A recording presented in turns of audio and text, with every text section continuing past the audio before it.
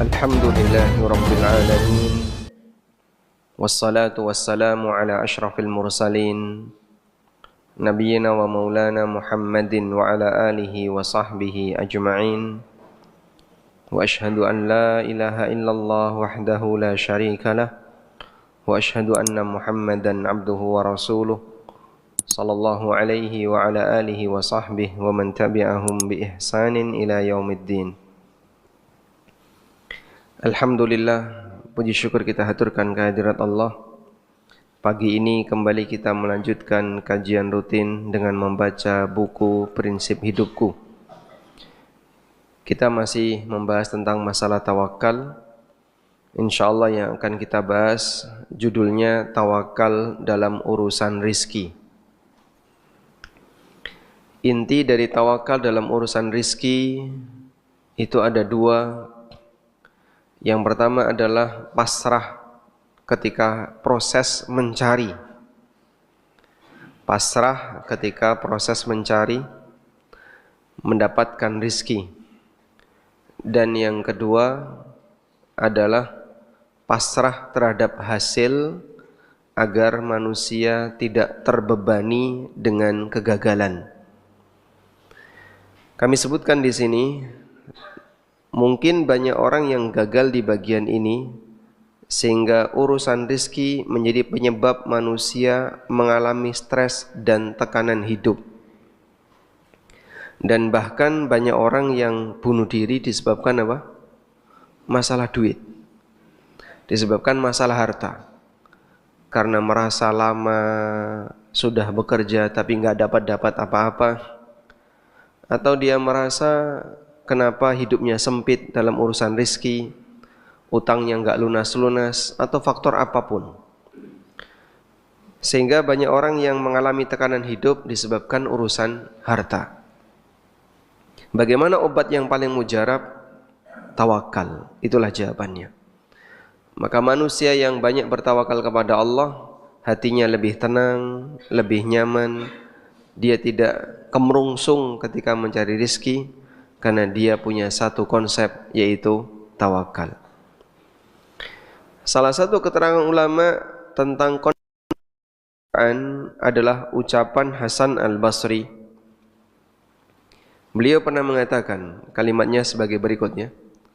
Kalau Bapak Ibu ingin memberikan harokat, qara'tu fi tis'ina mawdi'an minal Qur'an. Aku membaca di 90 ayat dalam Al-Quran. Annallaha qaddaral arzaq wa dhammanaha li khalqih. Allah menakdirkan rizki dan Allah memberikan jaminan rizki li khalqihi untuk para makhluknya. Wa qara'tu fi mawdi'in wahid. Sementara aku membaca hanya ada satu ayat yang kalimatnya asyaitanu ya'idukumul faqra wa ya'murukum bil fahsya. Setan menjanjikan kalian dengan kefakiran dan memerintahkan kalian untuk berbuat keji. Fasyakakna fi qaulis sadiq. Tapi kita ragu untuk firman Allah, firman As-Sadiq, firman Allah fi tis'ina mawdi'an, yang ada di 90 ayat. Wa sadaqna qaulal kadhib, dan kita membenarkan satu perkataan pendusta, yaitu setan, fi mawdi'in wahid, di satu ayat. Maksudnya bagaimana ini, Pak? Banyak orang dalam urusan rizki, kalau diberitahu rizki kamu sudah dijamin, itu rasanya belum puas ya. Lah terus gimana? Ya silahkan kamu bekerja dengan cara yang nyaman, cara yang halal, jangan mengambil sesuatu yang bukan haknya. Tapi yang namanya hawa nafsu selalu mendorong manusia untuk mencari yang lebih. Ini ada peluang, kenapa kita tinggalkan? Ini kalau kita nggak ambil, nanti diambil orang lain.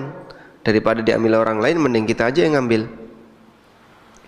Sehingga dia selalu berusaha untuk mencari dan menambah, sampai kemudian nabrak bagian yang dilarang. Sementara setan itu menjanjikan kefakiran, dan Allah sebutkan dalam satu ayat, asyaitanu ya'idukumul faqra. Itu ada di surat apa, ayat berapa Pak? Coba kita cek dalam Al-Quran.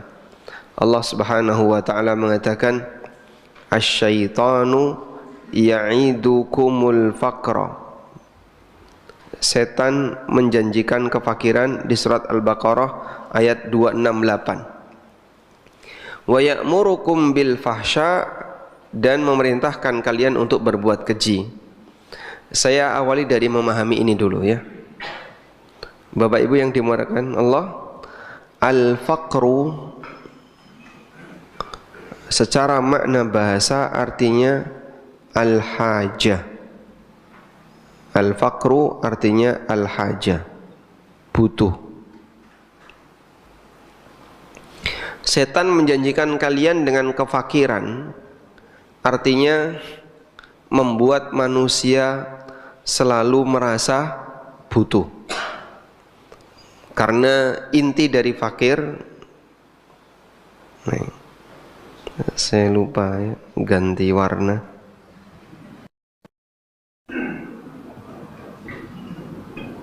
Begini.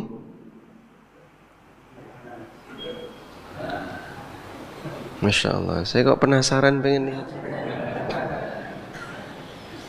Ini kelihatan ya. Nah, al-faqru artinya apa?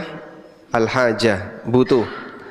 Setan menjanjikan dengan kefakiran, itu maksudnya adalah menghantui manusia dengan perasaan selalu merasa butuh, sehingga dia dikasih ketakutan. Kamu itu kebutuhannya masih banyak, kamu itu masih kurang. Kalau kamu nggak ambil ini, nanti diambil orang.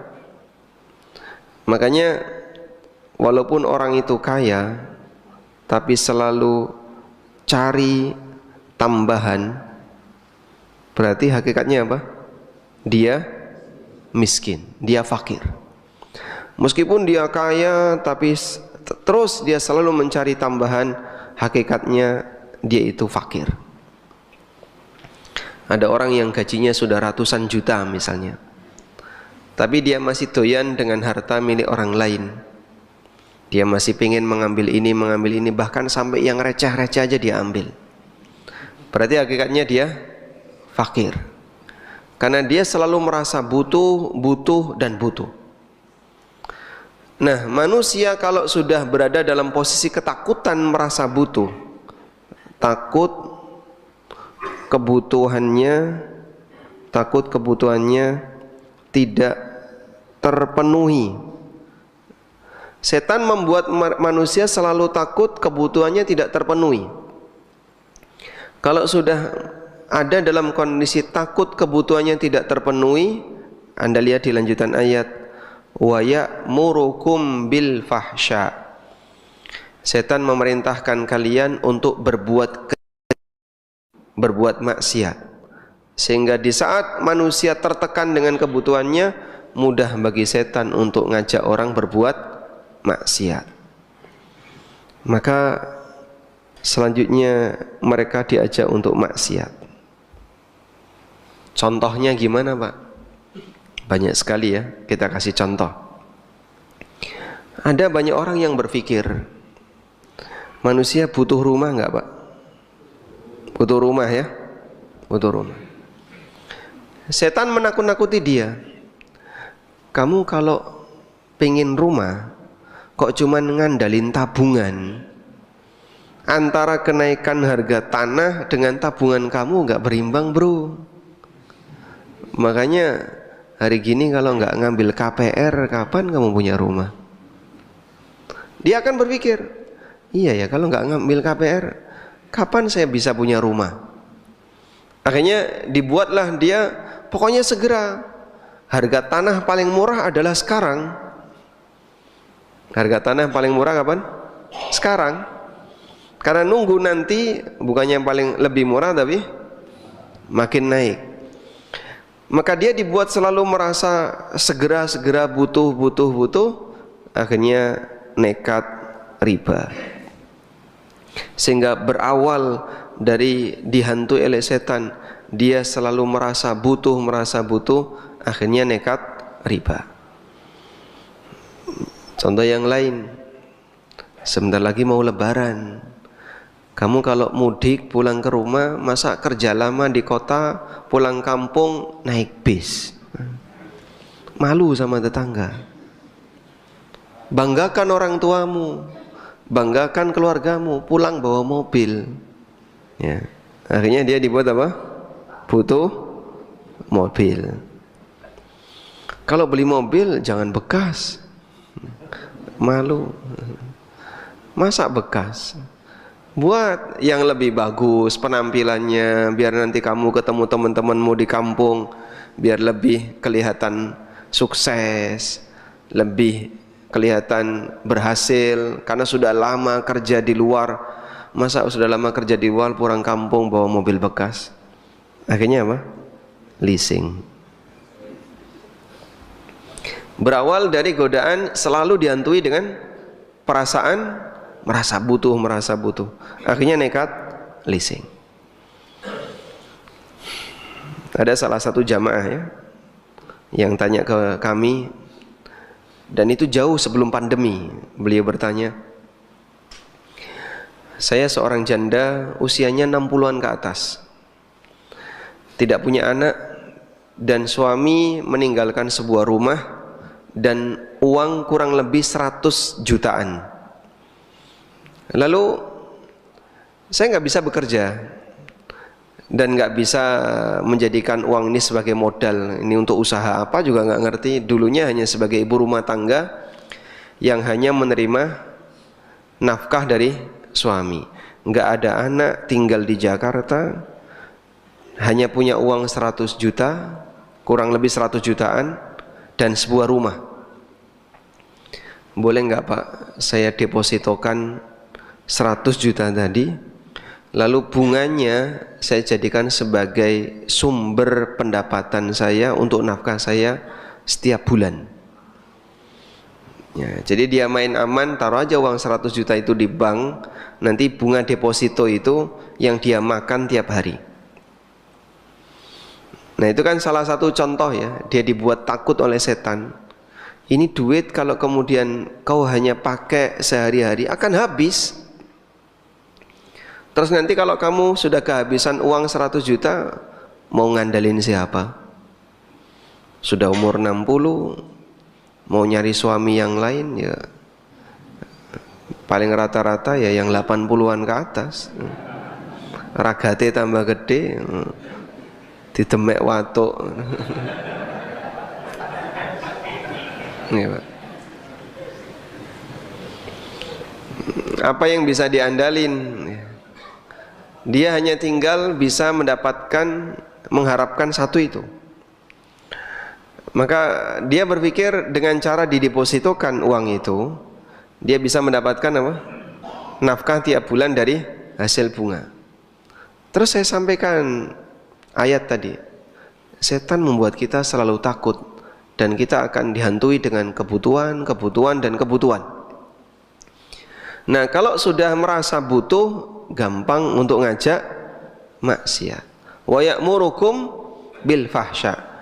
Sehingga transaksi riba itu faktor terbesarnya karena dihantui dengan kamu kalau nggak utang, kalau nggak riba, kalau nggak praktek haram, nanti kebutuhanmu nggak cukup. Dari mulai yang paling miskin sampai yang paling kaya, godaannya sama. Sehingga kita tahu Pak, yang namanya, mohon maaf ya, saya sebut pejabat gitu ya. Ini gajinya dengan UMR kira-kira di bawahnya atau di atasnya Pak? Gajinya berapa Pak? Mas malu dong Mas kalau dibandingkan dengan UMR. Jangan sebut UMR Pak, mosok gaji pejabat ke UMR, ini coret ini benar. Mereka bisa mendapatkan misalnya, mohon maaf ya, untuk gaji pokoknya saja kecil Pak ya. Gaji pokok tunjang menunjangnya berapa Pak? Yang menunjang itu berapa Pak? Bisa plus ya dari nilai pokok. Itu pun Pak duit receh dikumpul nol ya. Ada amplop misalnya, kamu sudah tanda tangan rapat belum? Tanda tangan dulu. Tanda tangan, ada rapatnya nggak? Hah? Tanda tangan itu ada rapatnya nggak? Nggak ada rapatnya Pak. Cuman tanda tangan hadir rapat, padahal tidak ada rapat. Dapat duit Pak. Amplopnya isinya berapa sih? Ya lumayan 500.000. Saya diopeni loh Pak kayak gitu Pak. Ngopeni duit sakmono, apalagi yang gede gitu kan. Sehingga saat lebaran ada amplop-amplop liar, saat tahun baru dikasih amplop liar. Ini untuk menghabiskan sisa anggaran pas Desember itu, Masya Allah ya.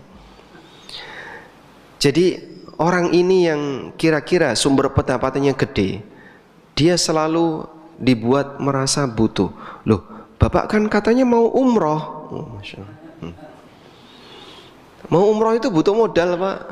Itu aja anak-anaknya, ajak istrinya untuk umroh, ajak keluarganya, orang tuanya, dibanggakan dengan umroh. Butuh umroh. Jadi tingkat kebutuhannya disesuaikan dengan orangnya.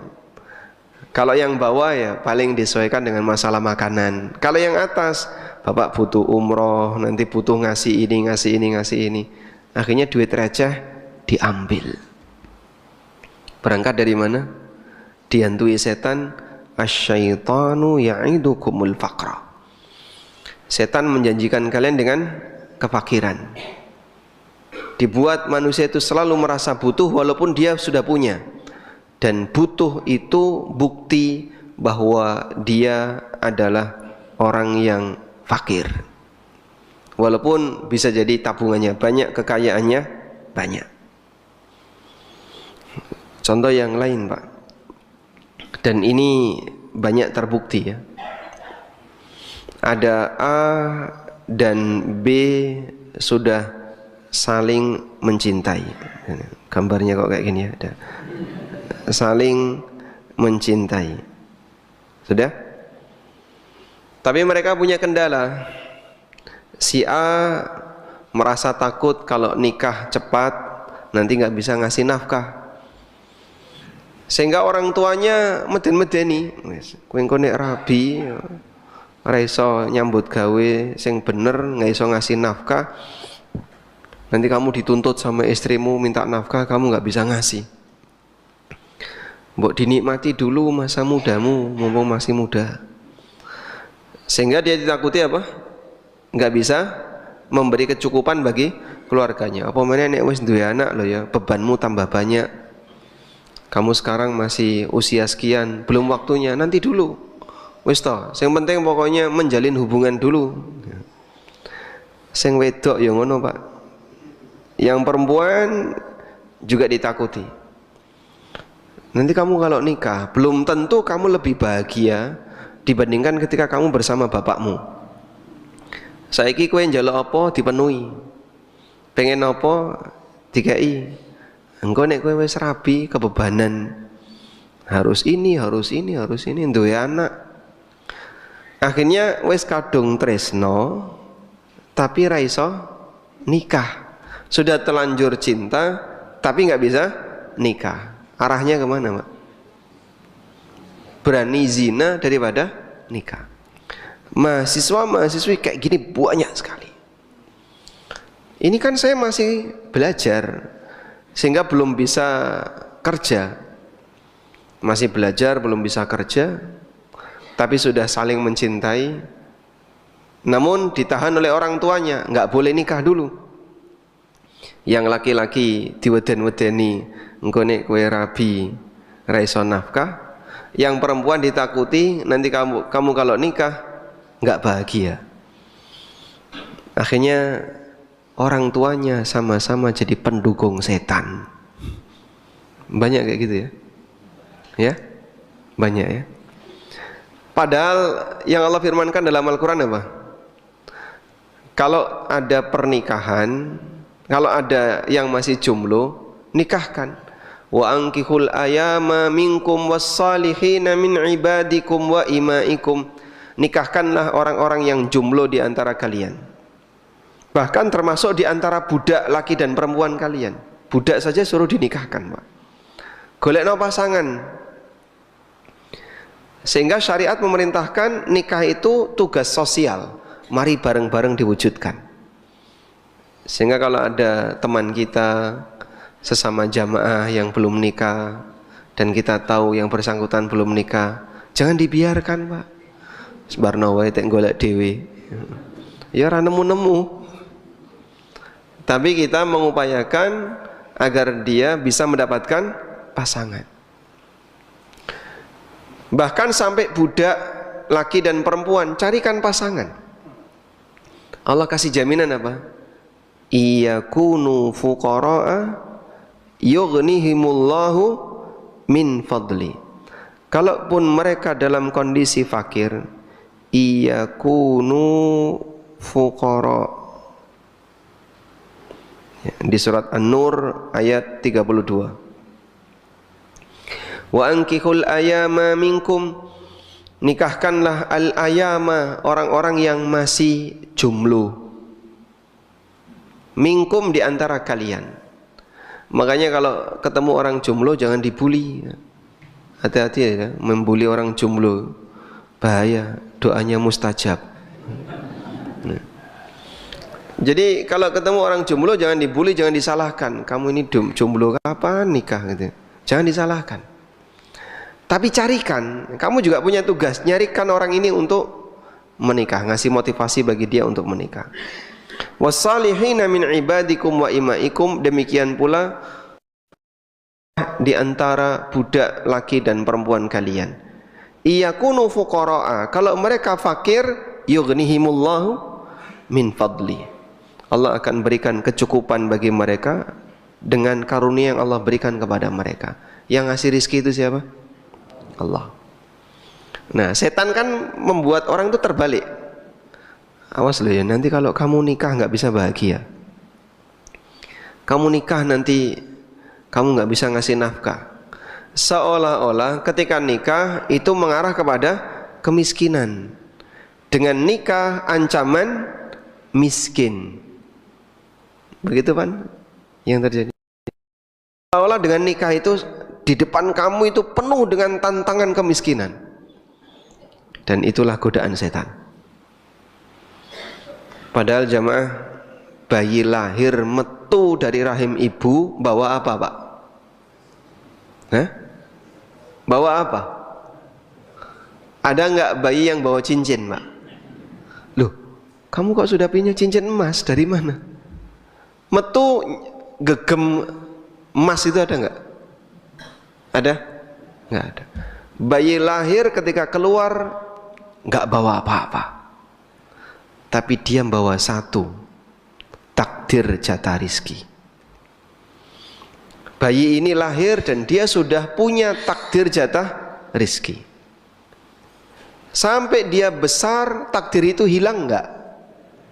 Hilang? Tidak. Dia punya takdir jatah rizki, baik yang laki maupun yang perempuan, sampai ketika dia besar, bahkan sampai mati. Dia punya jatah rizki, dia sampai mati.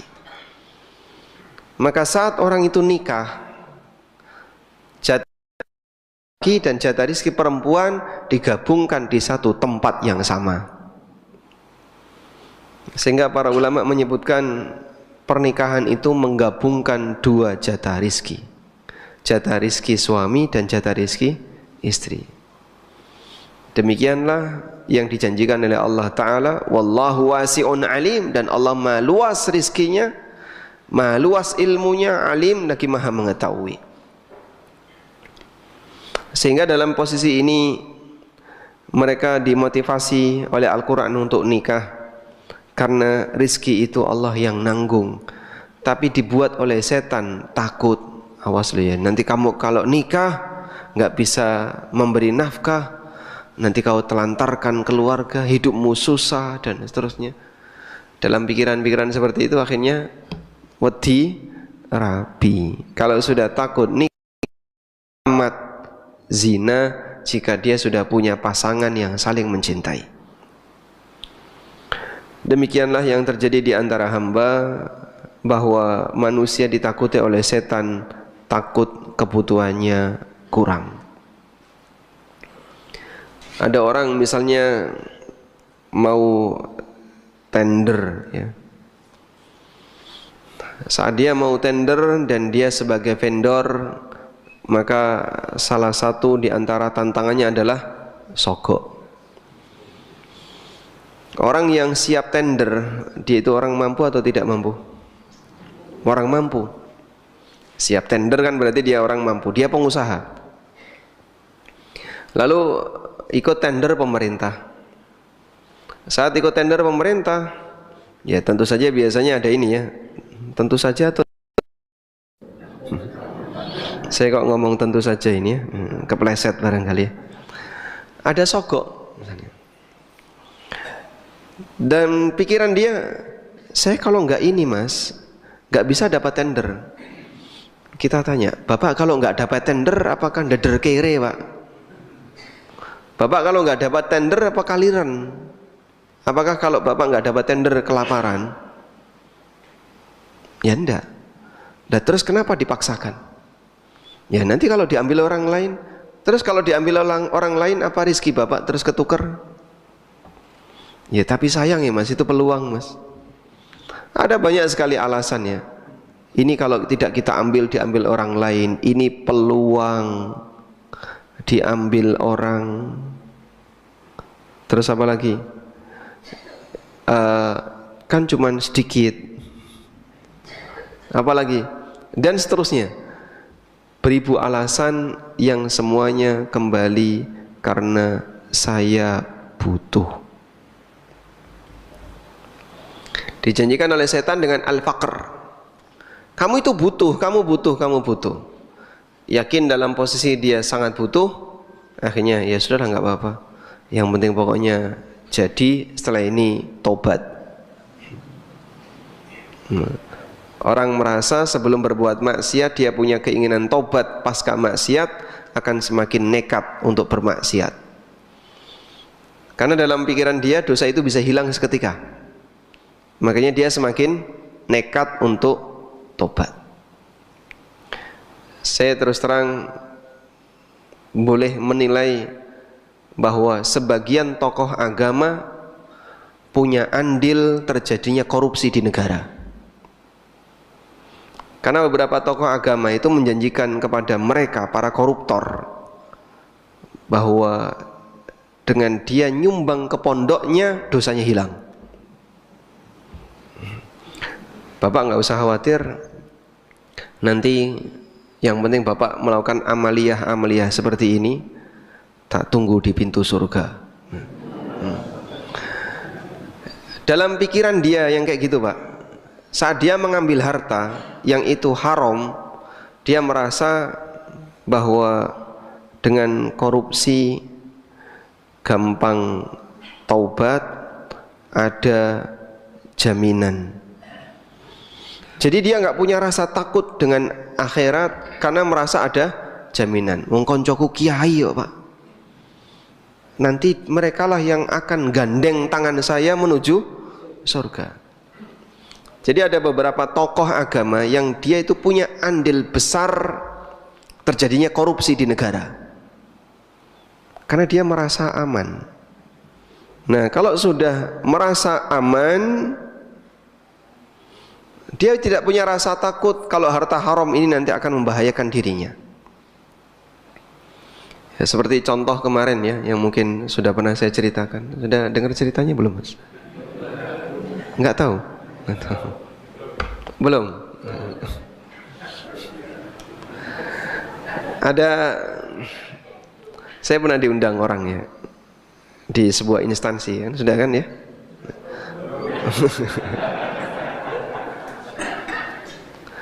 Nah, yang ngundang ini ngubungi saya, tolong nanti jelaskan tentang masalah halal haram dunia harta. Saya sebenarnya merasa khawatir, ini kalau kita bahas masalah korupsi, masalah suap, sogok, tentu akan sangat sensitif. Sehingga saya hindari semua kalimat itu, saya hindari. Saya nggak nyentuh kata-kata korupsi, kata-kata sogok dan seterusnya. Cuman kita ingatkan saja. Ketika orang mendapatkan harta haram, bisa jadi dia ketika di dunia merasa aman. Dia merasa aman. Merasa aman dari apa? Merasa aman dari hukuman dunia.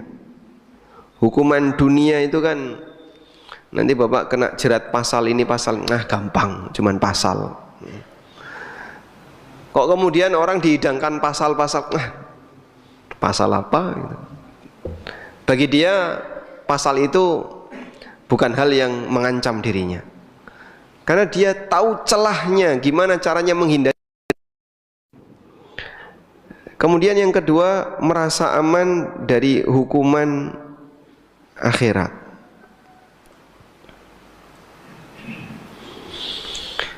Dia merasa aman dari sini. Saya sampaikan, mungkin bapak bisa merasa aman dari hukuman di dunia sampai mati nggak ketangkap.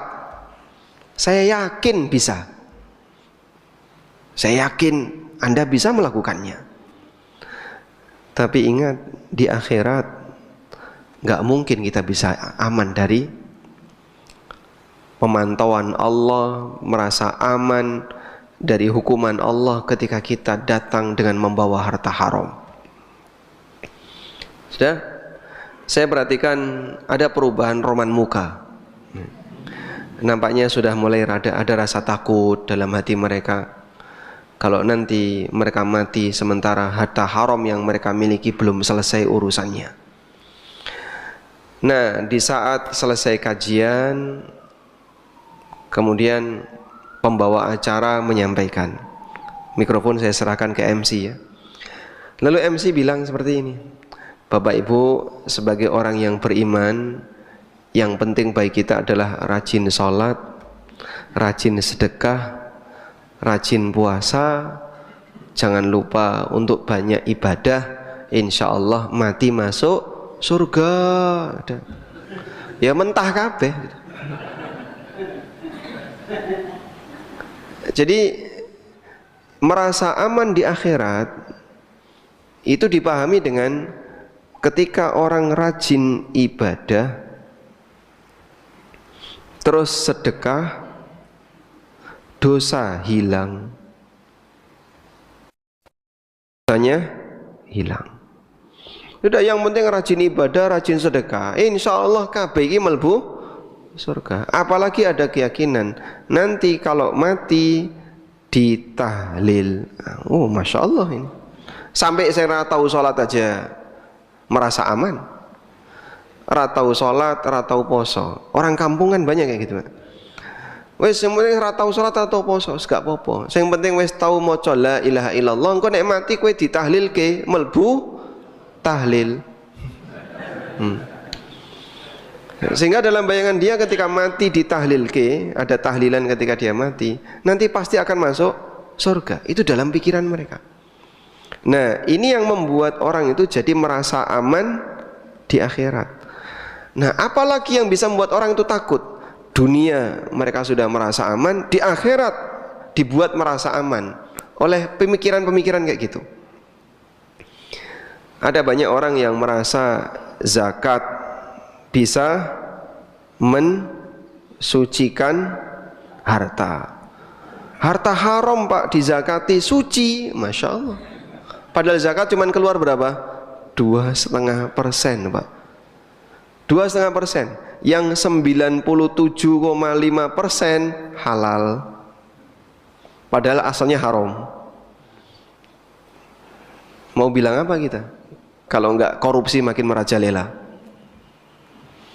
Sehingga bisa jadi para tokoh agama yang sering ngasih harapan terlalu besar terhadap akhirat, sehingga membuat mereka jadi lupa bahwa harta haram itu bahaya. Mereka punya andil besar untuk menerapkan korupsi di negara ya. Makanya dai yang ngajarin harta-harta haram itu paling dihindari. Nggak mungkin dia diundang untuk datang ke instansi yang penuh dengan korupsi, karena berbahaya bagi mereka. Ada salah satu testimoni salah satu ustadz ya. Pada waktu beliau itu ngisi kajian di salah satu instansi aparat. Yang disampaikan masalah sholat, yang datang banyak sekali. Jam istirahat, sholat duhur. Habis duhur, kajian sampai jam 1. Yang datang banyak. Selesai bab sholat, beliau ganti bab harta haram. Itu sampai ada yang kirim pesan, Ustadz, sebaiknya ganti tema. Karena jumlah orang yang banyak yang dengerin tadi tahu itu haram, tapi nggak nyaman ketika mendengarkan seperti itu. Dia nggak nyaman kalau diingatkan Anda itu tidak aman di akhirat. Wah, takut ya. Maka dia pengen, ya dibuatlah motivasi-motivasi yang penting rajin ibadah, rajin ibadah. Rajin ibadah apaan kalau kamu hartanya haram? Doa dari orang yang hartanya haram apa Pak? Nggak dikabulkan. Nah kamu ibadah itu isinya apa? Doa. Buat apa kau rajin ibadah tapi hartamu haram? Karena doa itu ibadah. Sehingga kalau doanya orang yang hartanya haram, kata Nabi SAW, ketika ada orang yang thumma dzakar rajula yutilus safar asy'atha akbar yamuddu yadai ila sama. Beliau bercerita tentang orang yang melakukan perjalanan jauh, rambutnya acak-acakan, kemudian pakaiannya lusuh berdebu, dia kemudian nyadong-nyadong ya, minta kepada Allah. Lalu kata Nabi SAW, wa mat'amuhu haram, wa mashrabuhu haram, wa malbasuhu haram, makanannya haram, minumannya haram, pakaiannya haram, wa ghudhiya bil haram, dan dia kenyang dari sesuatu yang haram. Fa anna yustajabulah, bagaimana mungkin sementara isi badannya penuh dengan sesuatu yang haram. Nah, kadang ada satu hadis yang bisa kita jadikan sebagai alat untuk membuat mereka itu rasa takut ya, antara ibadah dengan harta haram. Suatu ketika Nabi SAW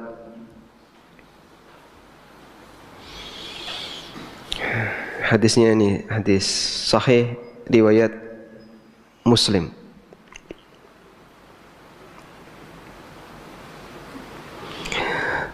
Ada orang yang bertanya kepada Rasulullah sallallahu alaihi wasallam, "Ara'aita in qutiltu fi sabilillah atukaffaru anni khatayaya?" Ya Rasulullah, kalau aku terbunuh di jalan Allah, terbunuh di medan jihad, sedang melawan pemberontak atau sedang melawan musuh misalnya, dia terbunuh di medan jihad, atukaffaru anni khatayaya, apakah dosa-dosaku akan hilang? Faqala Rasulullah SAW, na'am, iya, dosamu akan hilang. Wa anta sabirun muhtasib, sepanjang kau bersabar ketika berperang dan mengharapkan pahala dari Allah. Muqbilun ghairu mudbirin, terus maju dan tidak mundur. Setelah Nabi SAW menyampaikan seperti itu, selang waktu sebentar beliau mengatakan, illat dain, kecuali kalau kau punya utang. Fa inna Jibril alaihissalam qala lidzalika, baru saja Jibril menyampaikan itu kepadaku, kecuali kalau kau punya utang. Baik, coba kita mengukur di sini ya, pahala mati syahid. Begini Pak ya, orang punya utang, di saat yang sama dia punya utang. Ketika orang punya pahala mati syahid, tapi dia punya utang, ternyata pahala syahid ini terhalang dengan utangnya untuk diampuni dosanya, terhalang untuk masuk surga karena dia masih punya utang. Padahal utang itu halal atau haram Pak? Legal atau tidak? legal. Apa yang bisa dibayangkan orang ketika dia punya pahala mati syahid gara-gara utang yang itu legal tapi tertunda masuk surga. Saya tulis saja, tertunda masuk surga pada legal. Maka bisa dibayangkan ya, ini pahala mati syahid ya, kita bandingkan dengan pahala sholat atau puasa, terus tertunda dengan korupsi dan sogok. Ada korupsi dan sogok. Kira-kira begini Pak, masuk surga. Sebenarnya mana yang lebih berpeluang untuk masuk surga? Orang pertama yang utangnya belum lunas, dia mati utangnya belum lunas, atau orang kedua yang ketika mati harta hasil korupsi dan sogok belum dikembalikan ke negara? Fa'tabiru ya ulil absar. Silahkan direnungkan wahai orang yang berakal, karena kita bisa menimbang. Kalau dalam hadis riwayat Muslim, orang yang mati syahid saja terhalang masuk surga gara-gara utang, bagaimana dengan orang yang tidak punya mati syahid? Tidak punya mati syahid ya. Cuman ibadah-ibadah yang umumnya dilakukan oleh orang, tapi dia mengambil harta haram. Apakah bisa terfikir bagi dia untuk bisa cepat masuk surga? Orang berakal akan bisa menilai. Wallahu a'lam. Kita lanjutkan sedikit ya. Insyaallah selesai di hari ini untuk bab. Muhammad bin Abi Imran meriwayatkan, ada orang yang bertanya kepada Imam Hatim Al-A'sam, bagaimana cara anda bertawakal kepada Allah? Maka jawab Imam Hatim, alimtu anna rizki la ya'kulu ghairi. Aku tahu bahwa rizkiku tidak akan dimakan oleh orang lain. Fatma'annat bihi nafsi, maka jiwaku pun menjadi tenang. Jiwaku menjadi tenang. Sehingga rizkiku pasti akan datang kepadaku, maka saya ketika mencari nggak perlulah sampai menggebu-gebu seperti itu, bahkan sampai nyikut kanan nyikut kiri, atau mengambil yang bukan haknya. Juga diceritakan ada orang yang mengadu kepada Abu Hazim, wahai Abu Hazim, banyak harga-harga barang melambung tinggi, bagaimana ini? Kata Abu Hazim, wa ma yaghummukum min dhalik. Apa yang membuat kamu bingung? Innal ladzi yarzuquna fir rukhas. Orang yang memberikan rezeki kepada kita fir rukhas, ketika harga murah, huwallazi yarzuquna fil ghala, dialah yang berikan rezeki kepada kita ketika harga mahal. Semuanya kan Allah yang ngasih. Apakah ketika dolar naik kemudian Allah lepas tangan, saya enggak mau ikut campur golek dhewe rezekimu gitu, karena dolar naik? Tidak. Sehingga setiap hamba telah memiliki jatah rezeki yang Allah tetapkan, enggak bakalan geser. Silahkan dijemput rizki itu dengan cara yang wajar dan normal, jangan mendolimi orang lain. Wallahu a'lam. Walhamdulillahi rabbil alamin. Demikian yang bisa kita sampaikan, semoga bermanfaat.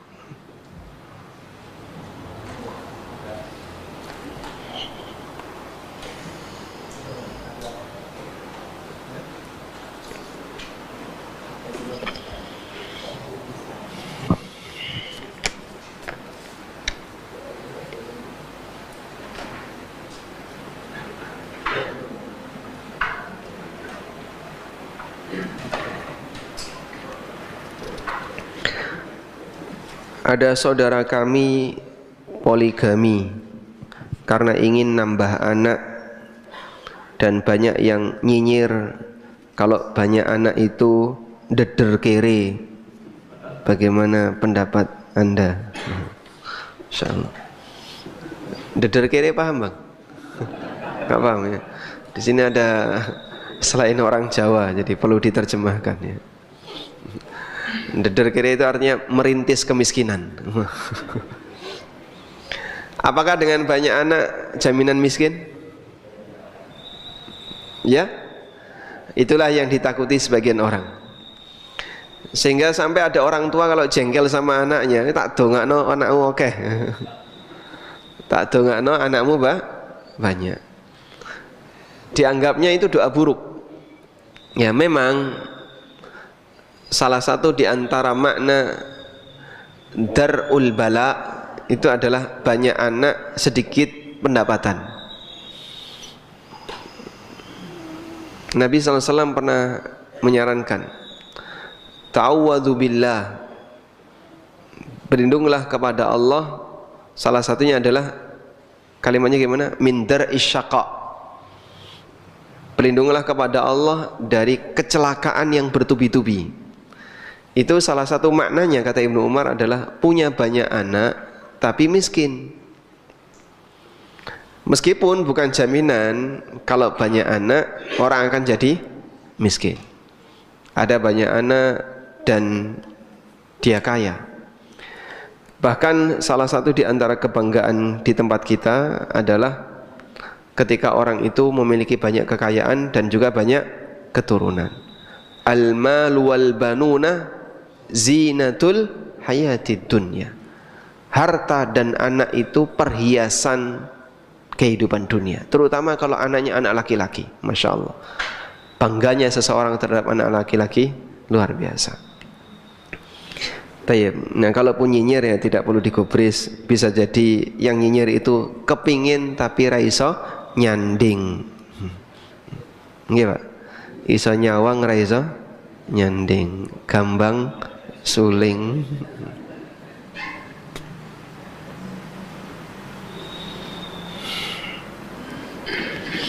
Bagaimana status uang dari hasil menyewakan rumah yang disewa oleh bank ribawi untuk kantor cabang?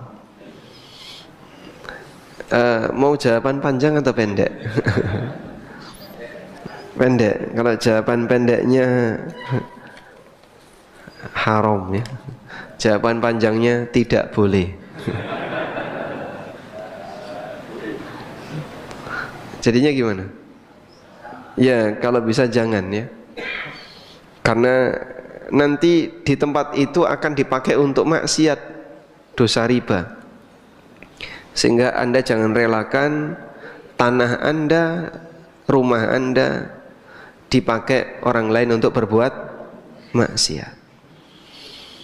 Kita saja nggak bakalan mau kalau misalnya di rumah kita dipakai untuk zina. Wah, udah kumpul kebun yang gini Pak. Sementara itu rumah kita, mau nggak kita Pak? Kita akan menolak, nggak mau. Sementara riba dalam sebagian riwayat menyebutkan lebih gede daripada zina. Maka jangan izinkan rumah kita untuk dipakai transaksi riba oleh orang lain.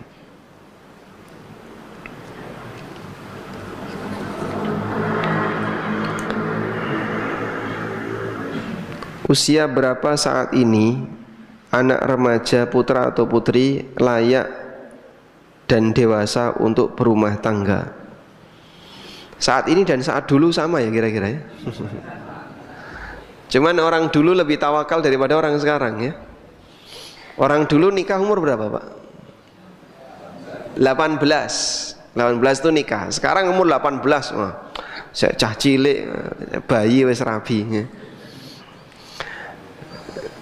Sehingga orang dulu ketika nikah di usia rata-rata masih sangat belia, 18 tahun, bahkan 16 tahun. Sekarang 20 tahun belum merasa dewasa untuk nikah. Usia berapa? Ya kira-kira Anda bisa menilai sendiri. Cuman pemerintah mencanangkan ya, itu yang ngurusnya apa? BKKBN ya. Kalau bisa usia matang itu di usia yang laki-laki antara 24 sampai 25, yang perempuan antara 22 sampai 24 kalau nggak salah, saya pernah baca itu. Ya bisa dipenuhi itu. Atau ketika dia di usia 20 ke atas mau dinikahkan silahkan. Karena dalam pernikahan bisa melihat juga kondisi masing-masing orangnya. Tapi kita bicara masalah motivasi ya. Kalau bisa anak-anak kita jangan sampai dikendorkan motivasinya ketika dia sudah siap untuk nikah. Wallahu a'lam.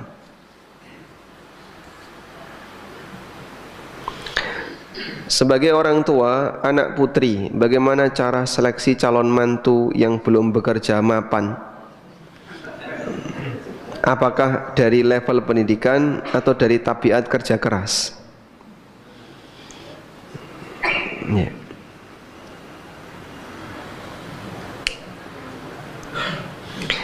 Tayyib. Mana yang lebih baik ya? Coba jenengan pilih mana? Pinter tapi kere, sugih tapi tidak pinter, dalam kurung bodoh gitu aja. Milih sing pundi, Pak?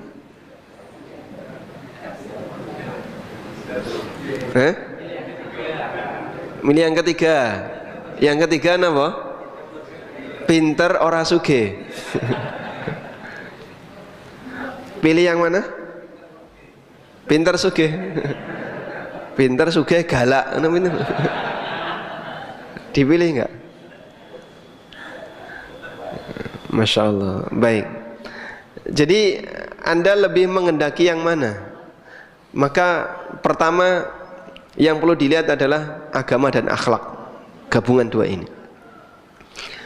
Kalau mantu lelaki adalah orang yang akhlaknya baik, orang yang santun, orang yang agamanya baik, putri Anda akan dimuliakan. Saat menikah istrinya dimuliakan, saat cerai pun andaikan pisah dengan mulia. Andaikan pisah ya. Itu kalau orangnya punya agama dan akhlak. Tapi kalau salah satu ini hilang, bahaya. Misalnya dia berakhlak Pak, tapi nggak punya agama, pemahaman agamanya kurang. Oh itu bisa ngawur itu. Nanti dia bisa melakukan perdukunan ya, atau meninggalkan sholat, tapi merasa tidak ada dosa karena ilmu agamanya kurang.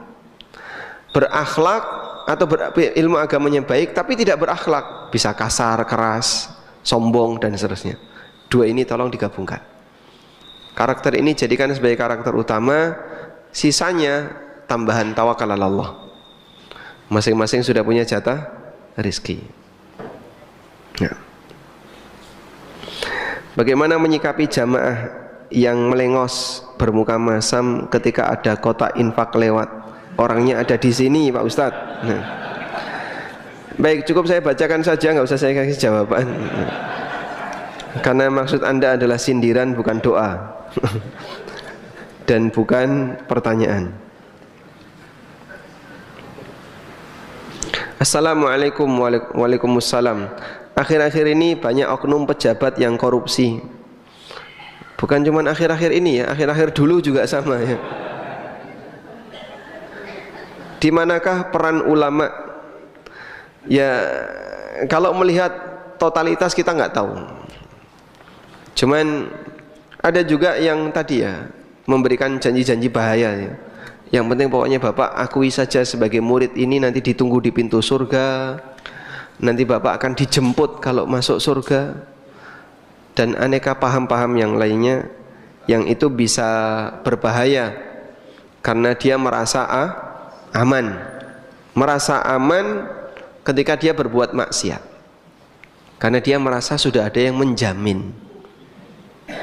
Makanya ada banyak sekali misalnya dekat dengan tokoh tertentu. Kadang kita lihat, ini kan koruptor, dekat dengan tokoh ini, kenapa ini nggak ngingetin itu? Sehingga sampai dia berkasus dan kasus itu belum selesai sampai mati. Padahal dekat banget dengan tokoh tertentu. Ini tokoh agama Pak satunya. Bisa jadi bagi hasil. Ya, bisa jadi ya. Pesantrennya dikasih jaminan dan apa, maka dia pun ngasih jaminan ya. Yang penting ini tak kasih amalan-amalan, tak kasih amalan yang gak sulit untuk dilakukan, insya Allah jenengan nanti bisa masuk surga dengan amalan ini. Merasa aman gak? Merasa aman. Assalamualaikum. Waalaikumsalam.